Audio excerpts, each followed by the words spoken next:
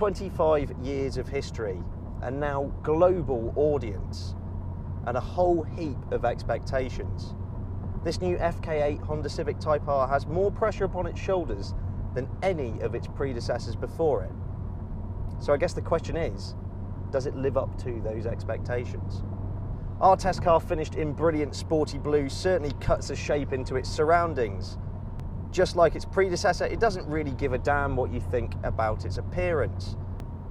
I suppose the ethos is that if you're going to go to Vegas, you're not going there to eat cake, you're going there to gamble. And this car draws heavy influences from its world touring car counterparts that feed all the data to the engineers who developed the very extensive aerodynamic package for this car.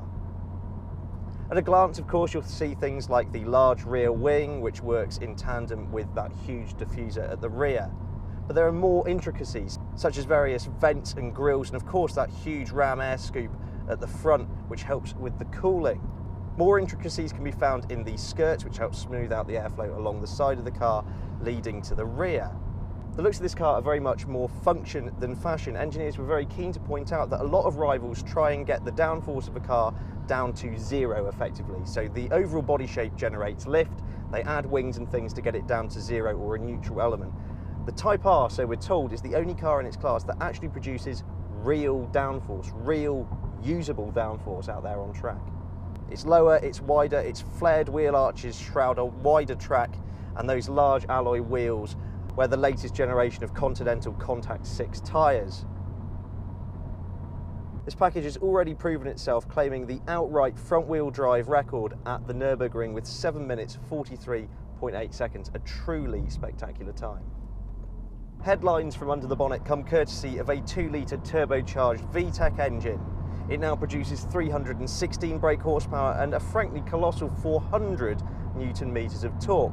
Now it does give away a slight advantage to its all-wheel drive competition by having front-wheel drive, but it'll do 0 to 62 miles per hour in 5.7 seconds, but redeems itself with a top speed of 169 miles per hour, which is pretty epic for a hatchback. Now that power gets to the front wheels via a really nice short throw manual transmission, which is an absolute delight to use on twisting, winding roads.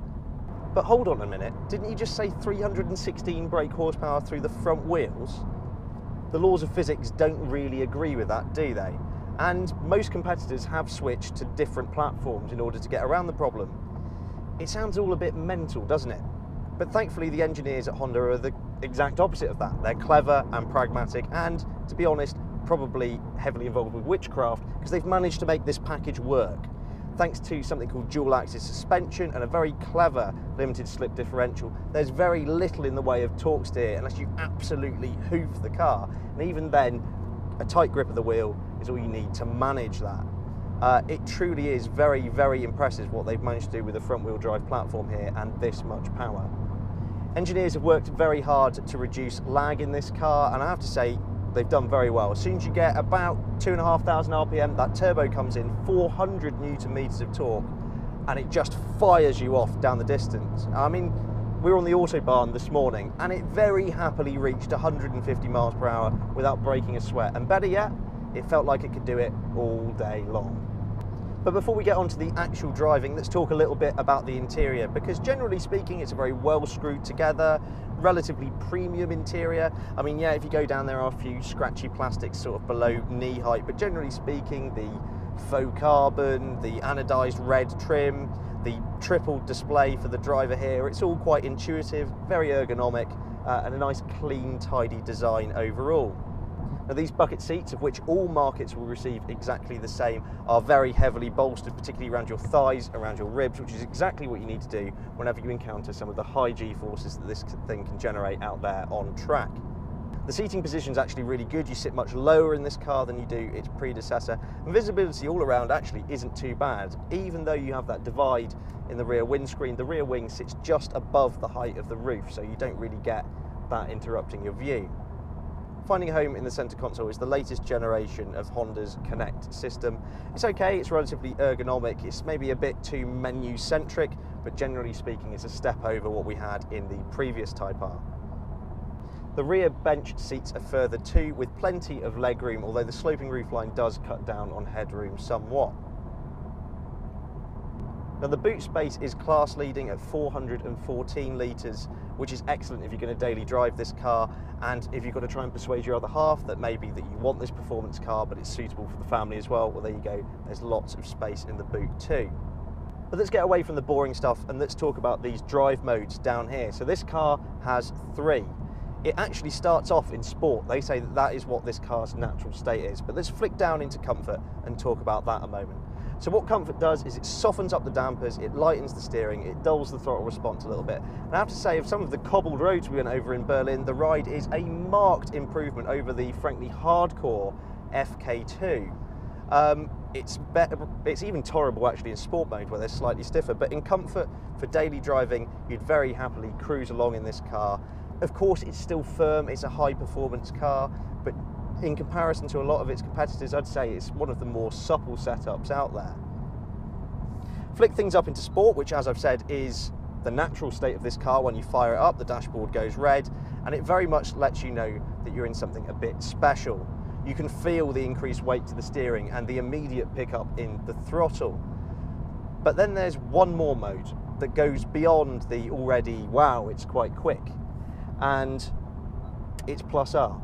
And what that effectively does is sharpen the tip of the spear. Heaviest steering, stiffest dampers, sharpest throttle response, and a new torque mapping.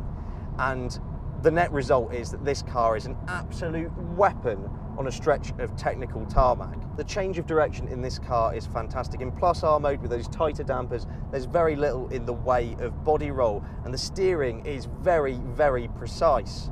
The first time in a Type R you have independent rear suspension. That really helps with the stability of this car. Stability being a really key word for FK8 in general, because you find whenever you use those great big 350mm Brembo brakes, the car doesn't squirm around like it did before. It's a much more stable platform. Through the bends you take full advantage of the wider track and the increased grip that is on offer. But it's a very communicative car. You can feel what's going on with the chassis, you can feel what the front and rear end are doing, and you can also really gauge through the steering exactly how much grip you have available to you. And something else that really helps with the tailoring through the corners is Agile Handling Assist, which just nips the inside brakes to help tuck the nose right in. Everything about it, from the way you can modulate the brake pedal to absolutely finesse kissing that apex, it's so driver-centric, and I think real enthusiasts who take this car to a track on a regular basis, you're really going to enjoy that element of it. In Plus R mode, you also get the rev matching function, which effectively the car heel and toes for you on down changes. That's fantastic, especially if you're learning your way through a circuit, but you still want the maximum out of the car.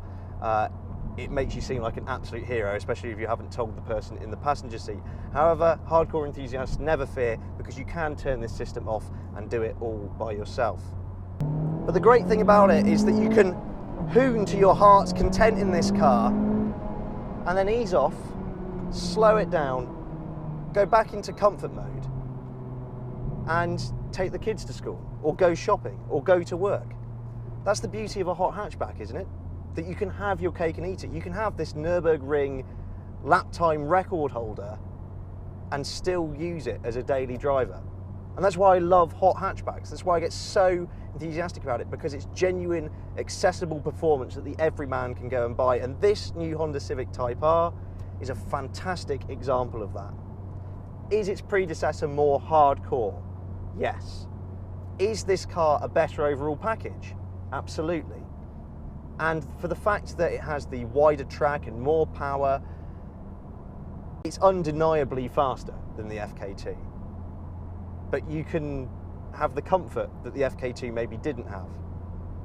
And for me, that's incredible. You have fire and ice in this car. It makes it a really, really compelling proposition. Honda claim that this car will emit 176 grams per kilometre of CO2 and return at 36.7 mpg. If you fancy one of these new Type Rs on your driveway, the entry-level model is £30,995, with the top spec GT model being £32,995. We've also grabbed a rally red version of this car and taken it out on track to give you a more detailed look about how this car handles on the limit. Don't forget to check out that video. One of the best hot hatchbacks in its class? Undoubtedly. Thanks very much for watching, and let us know what you think in the comments below. Please subscribe for all of the latest and greatest cars to hit the road. For breaking news and written reviews, visit www.insidelane.co.uk.